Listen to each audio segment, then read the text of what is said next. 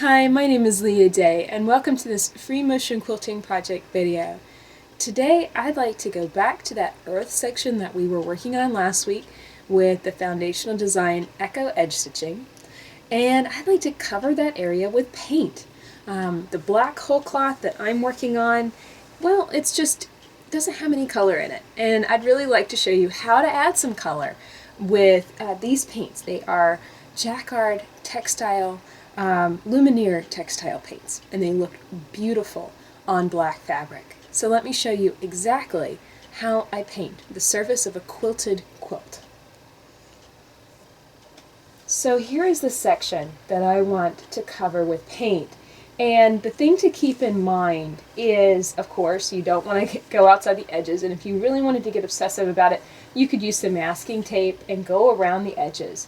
And that would pretty much secure it. But the far more important thing is knowing what your paint is going to look like on the fabric that you're working with. So this is the exact same fabric as this, so I know that this is going to be a good sample of what these colors are going to do.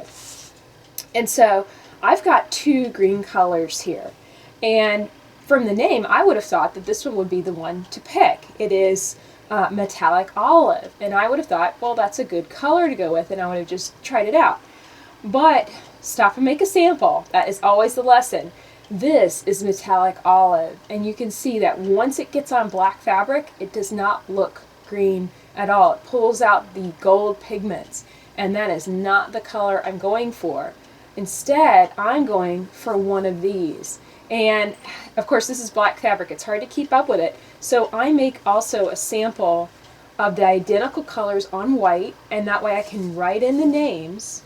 And here I can see emerald green is right here, and that corresponds with the emerald green right here. And this is the color that I'm wanting.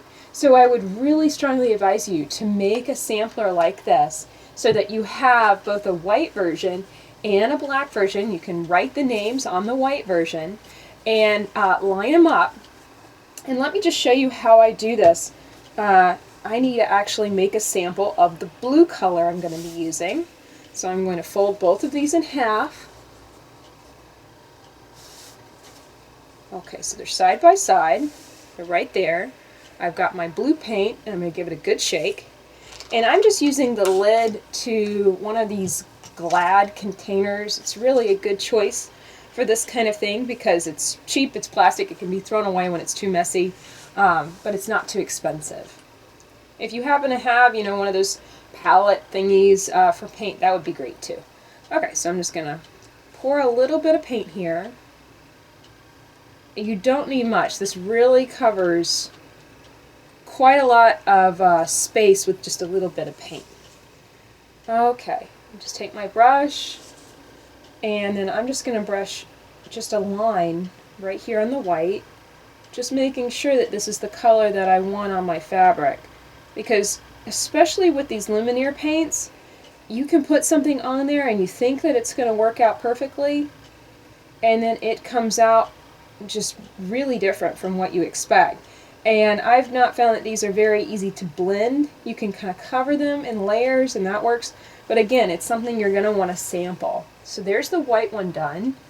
And then the exact same place on the black sample, I want to paint this right here.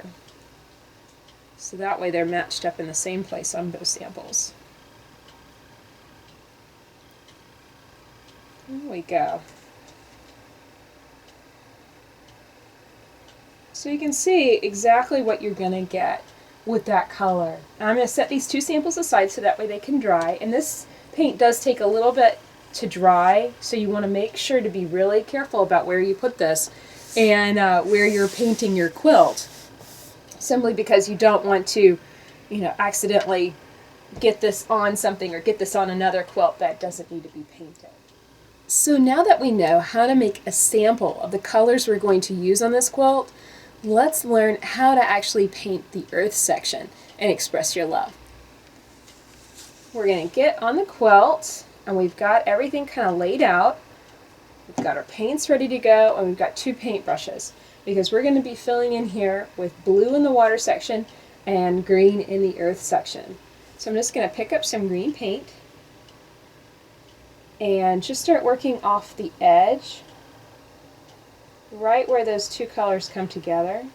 And it's pretty forgiving. You can come off the edge a little bit and cover it up with the next color.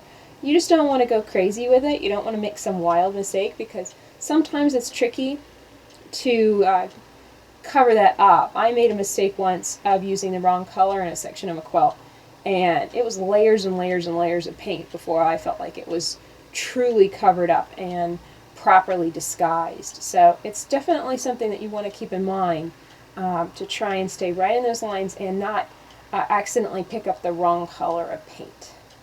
That's really important too. So I'm just working through the area, and you might notice I'm using a pretty big brush for this.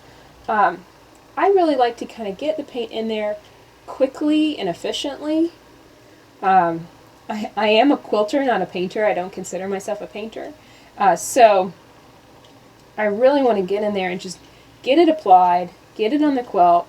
And also I think that the big brush really helps to get into those ridges and grooves. We've got a lot of hills and valleys created by the quilting, and you really want to get in all of those spaces and fill it up with paint completely, because we're really going for the color over the thread, and so all that thread is going to be covered up. Now, every once in a while I get questions, oh, is this going to hurt the quilt? Is this bad for the thread? Well, this is an artistic technique, and you kind of have to go with the idea that this is not necessarily going to last a million years. I don't know how long this is going to last. I have no idea what it will do to the thread. I assume that being fabric paint that this is safe and it's going to be okay. And I do have quilts that I've quilted and they're a year or two old. But I can't really say for sure. I just pretty much go with, if I'm painting something, it's going to be an art quilt. It's going to go on the wall. It's not going to be something I'm expecting to last 100 years. So that's my mentality with it. I hope that makes sense. So I'm almost finished up with this area. And you can see how I just kind of take my brush and go vertical with it. Just paint right off the edge, right up to that stitching line. And then I just kind of pull the paint down into the section so that any excess, just kind of gets evened out. It's really not difficult. The hardest part is really just staying in the lines. And then it is kind of tedious and boring, so that's really the second hardest part. There we go. Once you get that edge covered, then you can pretty much speed up with it. Just kind of cover it over. And we might do multiple layers. Let this dry and then do another layer, and that will build up and make the color that much richer. Now for quilting, for painting over the unquilted section, the process is exactly the same. It's a little faster because you don't have all that quilting to cover up. So you're really just taking it right to the edge first, and then the center section will be a lot faster.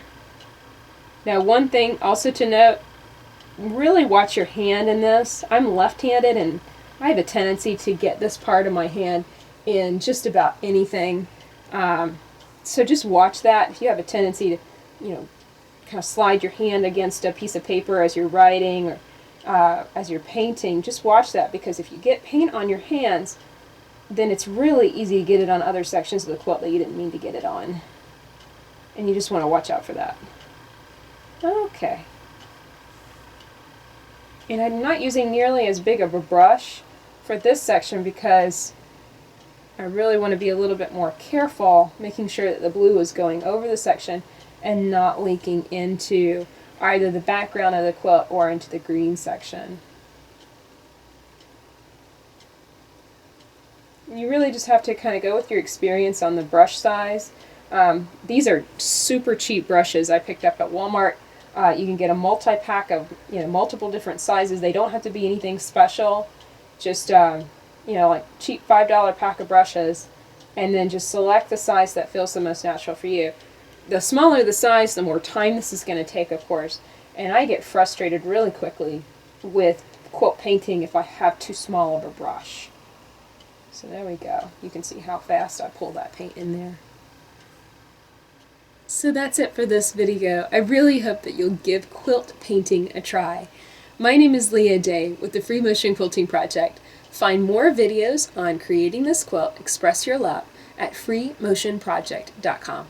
Until next time, let's go quilt.